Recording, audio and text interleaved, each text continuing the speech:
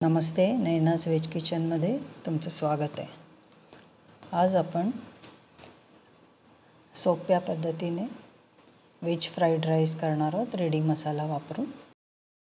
तर त्याच्यासाठी इथे 1 कप बासमती किंवा कुठलाही लॉंग ग्रेन राईस घेतलेला आहे। इथे मी बासमती घेतलेला आहे। नंतर हा व्यवस्थित धुवून त्याच्यात 1 पाव चमचा मीठ घातलेलं आहे आणि 1 चमचाभर तेल किंवा तूप घातलं आहे। मी तेल घातलेलं आहे। नंतर एक भांड तांदळाला 1 भांड पाणी घालायचं आहे आणि हे मी कुकरमध्ये शिजवणार आहे। त्यानंतर एका कढईमध्ये 1 टेबलस्पून तेल घालायचं आहे। मी इथे थोडंसं लोणीही घातलेलं आहे, फ्लेवर छान येतं म्हणून। त्याच्यामध्ये उभा चिरलेला कांदा घातलेला आहे आणि हा कांदा 1-2 मिनटं परतून घ्यायचा, थोडासा रंग बदलेपर्यंत।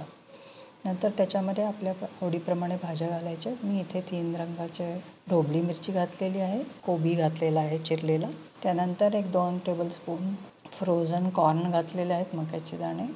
नंतर गाजर घातलेलं आहे आणि फ्रोझन मटार घातलेली आहे। हे भाज्या तुम्ही तुमच्या आवडीप्रमाणे कमी जास्त करू शकता। याशिवाय बीन्सही घालू शकता, कॉलीफ्लॉवर घालू शकता। नंतर इथे आपला जो भात आपण शिजवलेला आहे तो बाहेर काढून गार केलेला आहे आणि इथे तुम्ही बघू शकता की प्रत्येक दाणा अगदी व्यवस्थित शिजलेला आहे आणि मोकळा आहे।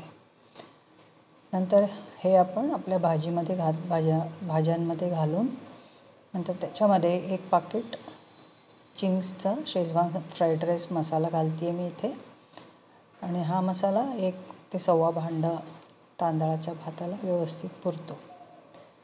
आता हे सगळं व्यवस्थित मिसळून घ्यायचं। याला वेगळं मीठ घालायची जरूर नाही आहे। तर हे सगळं व्यवस्थित मिसळून घ्यायचं की झाला आपला भात तयार।